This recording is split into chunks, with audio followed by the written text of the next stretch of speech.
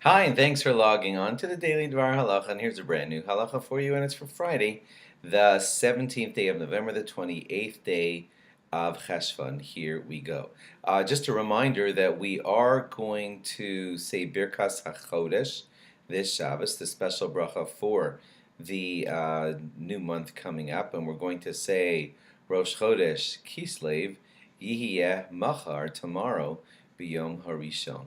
That's how we'll announce the day, because we're going to be announcing that Kislev and its Rosh Chodesh uh, begins right after Shabbos, and there'll be a special Haftorah for that too. But let's get back to the laws that we were in the middle of. We were talking about all the different laws of shoes. Okay, now, so next topic, Kohanim, before they go up to say Birkas Kohanim, or what some people call Duchaning, they take off their shoes before they go up there. And there are two reasons given. Both of them are going to sound a little surprising to you. Reason number one is because the Gemara says this in Sota on Daf Mem. The Gemara says that it's possible that a Kohen will tie his shoes to tighten them before he goes up, and they might tear, and he'll be busy fixing that and miss the duchening. And when he misses the duchening and people don't see him or see that he wasn't up there, then they'll think there's something wrong with his Kohen status, and it could lead to terrible rumors. Really.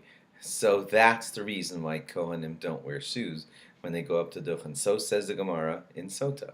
Another reason given is because shoes often, when they're not taken care of, are all dirty and everything, and that's not how you should look facing the tzibur, facing the congregation, even though they don't look at you for most of duchening, except maybe right before you start or right when you end. But still, we don't want people up there showing us their shoes, which could be dirty. And that's why shoes, those are the two famous reasons, believe it or not.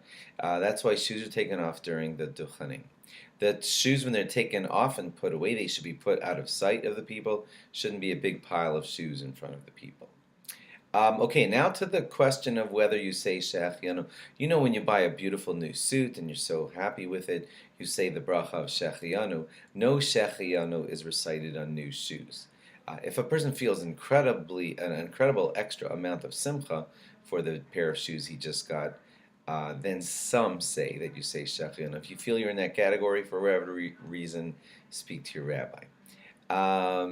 Now, there's a special expression that we say when you see someone wearing like a new suit. You say Tivalev sis chadesh, basically tis chadesh.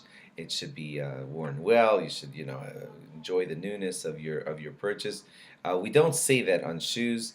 The Ramah cites an interesting reason, and it's because an animal was killed in the making of the leather of these shoes, and we don't want to say tis chadesh on such a thing. The Ramah says that this reason is a little bit of an unusual reason, but nevertheless, there is a custom pretty much to not say that expression when someone gets a new pair of shoes. By the way, the full expression is Tavalev sis chadesh, not just tis chadesh the way you hear everybody say it. Some people say that saying tis chadesh alone is the incorrect way to say it, and it shouldn't be said that way. Okay, but back to this. Minhag, there is a custom to have special shoes for Shabbos. You don't have to, but it is more honor to the Shabbos to say, these are my Shabbos shoes, and you wear them for Shabbos. If you only have one pair, then you could still honor the Shabbos by polishing that pair right before Shabbos. If you have a decorative buckle on your shoe and that breaks and you intend to have it repaired, then it's really like a sort of like a nuisance and an extra carrying on that shoe, and you should not wear that shoe until it's fixed if you're going to be outside of an Erev where it would be like carrying that broken buckle. If it's on tight and it's a good buckle and you intend to keep it the way it is, then sure, you can walk around with it. That's part of your beautiful shoe. But if it's broken and it bothers you and you're going to be fixing it, then don't carry it. Don't wear it that way outside of an Erev on Shabbos. If your shoelaces are loose and they're hanging, that's not called carrying if you're a little outside of the Erev at all, because that's considered nullified to the existence of the shoe. The shoelaces just go with the shoe, even if they're loose or untied, so that would not be considered carrying.